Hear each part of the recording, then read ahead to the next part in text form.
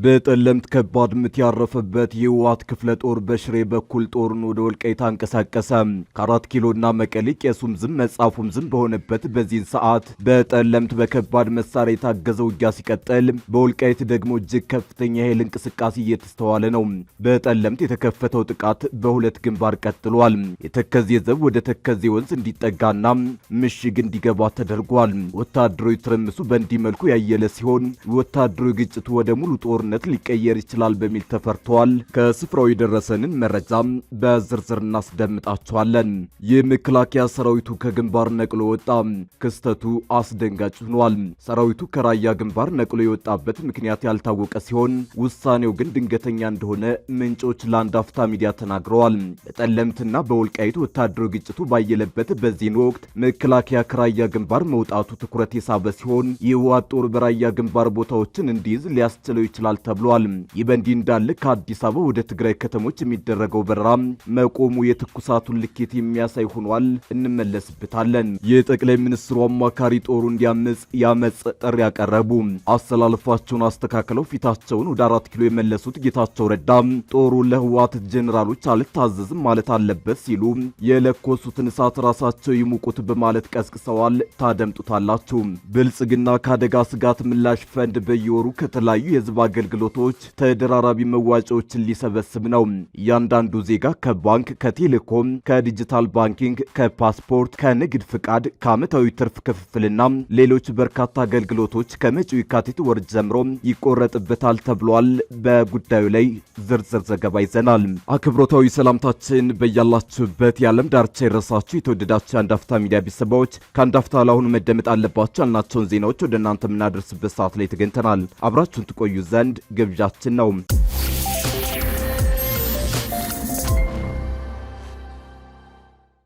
በጠለምት ከባድ ምት ያረፈበት የህወሓት ክፍለ ጦር በሽሬ በኩል ጦሩን ወደ ወልቃይት አንቀሳቀሰ። ከ4 ኪሎና መቀሌ ቄሱም ዝም መጻፉም ዝም በሆነበት በዚህን ሰዓት በጠለምት በከባድ መሳሪያ የታገዘ ውጊያ ሲቀጥል፣ በወልቃይት ደግሞ እጅግ ከፍተኛ የኃይል እንቅስቃሴ እየተስተዋለ ነው። በጠለምት የተከፈተው ጥቃት በሁለት ግንባር ቀጥሏል። የተከዜ ዘብ ወደ ተከዜ ወንዝ እንዲጠጋና ምሽግ እንዲገባ ተደርጓል።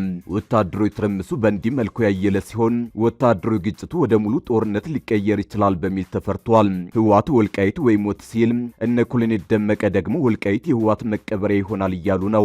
ከሁመራ እስከ መቀሌ ዛቻና ዘለፈው ቆም ብሎ በሳንጃ ሙሻለቅ በጥይት እርሳስ መወራወር ሊጀመር ከቋፍ ደርሷል። ህወሓት በሁሉም የወልቃይት መግቢያ በሮች ጦሩን እያስጠጋ ነው።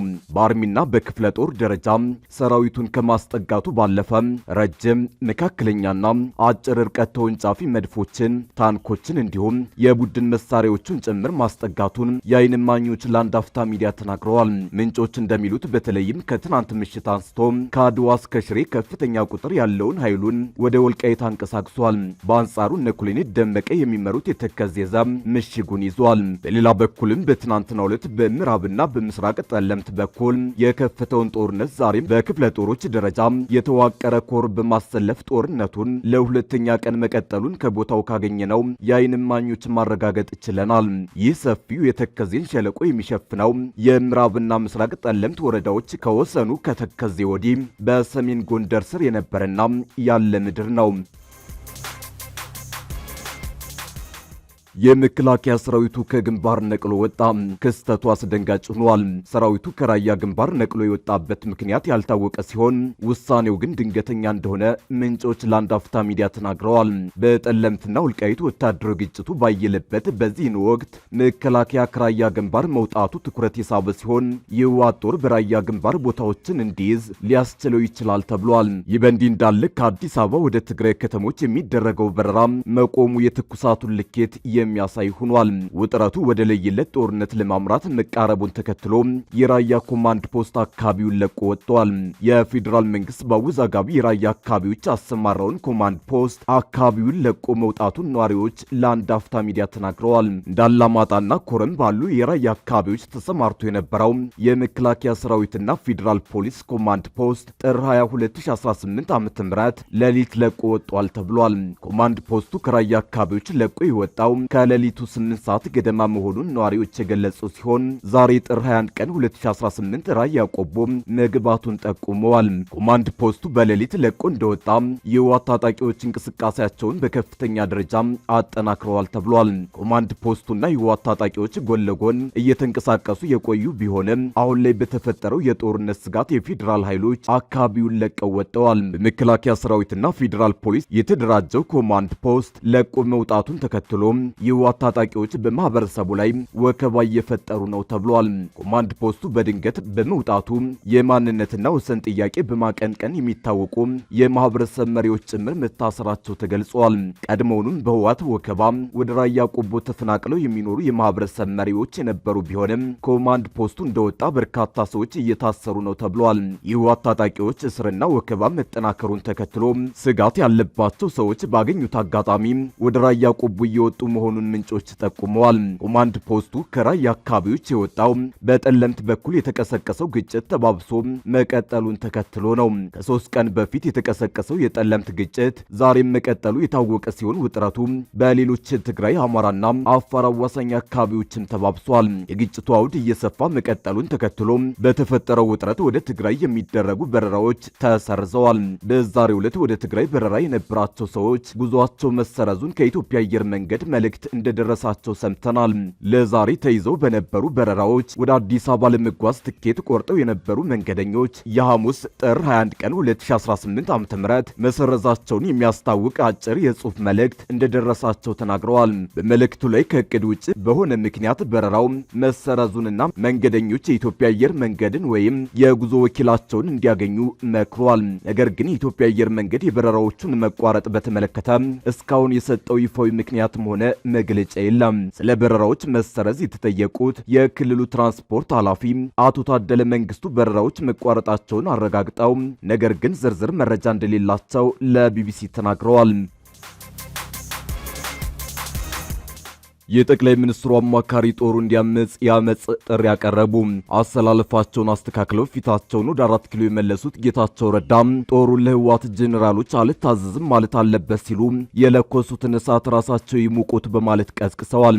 ጌታቸው ከመቼውም ጊዜ የከፋ ቀውስ ያስከትላል ተብሎ የተሰጋውን ጦርነት ባለበት ለማስቆም በግዛት ማስመለስ ስም እየማለ የሚገኘውን ህወሓትን መቃወም ይገባል ብለዋል። ጌታቸው በይፋዊ የፌስቡክ ገጻቸው ባሰፈሩት መልእክት የፕሪቶሪያን የሰላም ስምምነት ተግባራዊ ለማድረግ የሚደረጉ ጥረቶች በክልሉ አመራሮች የስልጣን ጥም ምክንያት እንቅፋት እየገጠማቸው መሆኑን ገልጸው እነዚህ አካላት ለህዝቡ ስቃይ መራዘም በወንጀል ሊጠየቁ እንደሚገባ አሳስበዋል። የቀድሞ ፕሬዝዳንት በመልእክታቸው እንደተቹት አመራሮቹ የግዛት አንድነትን ማስከበርና ተፈናቃዮችን መመለስ የሚችሉ ህዝባዊ ጥያቄዎችን ለጦርነት መቀስቀሻነት እንደ ሽፋን እየተጠቀሙባቸው ይገኛሉ። ተፈናቃዮችን የመመለስ ተግባር በሰላማዊ መንገድ በመተማመን ከፍተኛ የፋይናንስ ድጋፍን በሚጠይቅ መልኩ መከናወን ያለበት እንጂ ትግራይን ዳግም የጦር አውድማ የሚያደርግ የትንኩሳ መንገድ መሆን እንደሌለበት በአጽንኦት ገልጸዋል። በተለይም በክልሉ ወታደራዊ አመራር ላይ ያነጣጠረ ትችት የሰነዘሩት ጌታቸው አሁንም የወጣቱን ህይወት ያለምንም ከባድ መሳሪያ ሽፋን ለጦርነት መማገድ የቆየና ስህተት የሆነ ስልት መሆኑን ጠቅሰዋል። ክላሽ የያዘ እግረኛን አስቀድማችሁ የምታስጨርሱት የውጊያ ስልት ጠፍቷችሁ ነው ወይስ እነዚያ መድፎች ለሌላ ጊዜና ለሌላ አካል ሊሆኑላቸው ነው ሲሉ የጠየቁት የቀድሞ ፕሬዝዳንት አመራሩ በህዝቡ ዘንድ አለን ለማለት ብቻ የሰው ህይወት እየገበረ መሆኑንም በምሬት ገልጸዋል። ለክልሉ ታጣቂዎችና ወጣቶች ጥሪ ያቀረቡት ጌታቸው የታጋዩ ህመምና ህዝባዊ መርህ ለርካሽ ፖለቲካዊ ንግድ እንዳይውል ጥንቃቄ እንዲደረግ አሳስበዋል። በትግል የመጣው የፕሪቶሪያ ስምምነት ፖለቲካዊ ልዩነቶችን በሰላማዊ ለመፍታት የቀረበ ትልቅ ዕድል መሆኑን በመጥቀስ ታጣቂው ክፍል ተጨማሪ ከንቱ መስዋዕትነትን አንከፍልም በማለት ለጦርነት የሚደረገውን ግፊት እንዲቃወምና እምቢ እንዲል አበረታተዋል። ጌታቸው በትግራይ ስም የሚደረገውና የት መቼና እንዴት እንደሚጠናቀቅ የማይታወቅ ያሉት ትርጉም አልባ እንቅስቃሴ በአስቸኳይ እንዲቆም ጠይቀዋል። ግጭት በመቆስቆስ ላይ ያሉ አካላት ቆም ብለው እንዲያስቡ እያሳሰቡ ራሳቸው የጫሩትን እሳት ራሳቸው ይሙቁት በሚል ጠንካራ ማስጠንቀቂያ መልእክታቸውን ደምድመዋል። መንግስት ከአደጋ ስጋት ምላሽ ፈንድ በየወሩ ከተለያዩ የህዝብ አገልግሎቶች ተደራራቢ መዋጮዎችን ሊሰበስብ ነው። እያንዳንዱ ዜጋ ከባንክ፣ ከቴሌኮም፣ ከዲጂታል ባንኪንግ፣ ከፓስፖርት፣ ከንግድ ፍቃድ፣ ከዓመታዊ ትርፍ ክፍፍልና ሌሎች በርካታ አገልግሎቶች ከመጪው የካቲት ወር ጀምሮ ይቆረጥበታል። የተለያዩ አገልግሎቶች የተካተቱበት የኢትዮጵያ አደጋ ስጋት ምላሽ ፈንድን ከ17 የገቢ ምንጮች በቋሚነት ሀብት ለመሰብሰብ ደንብ መውጣቱን የዋዜማ ዘገባ ያመላክታል።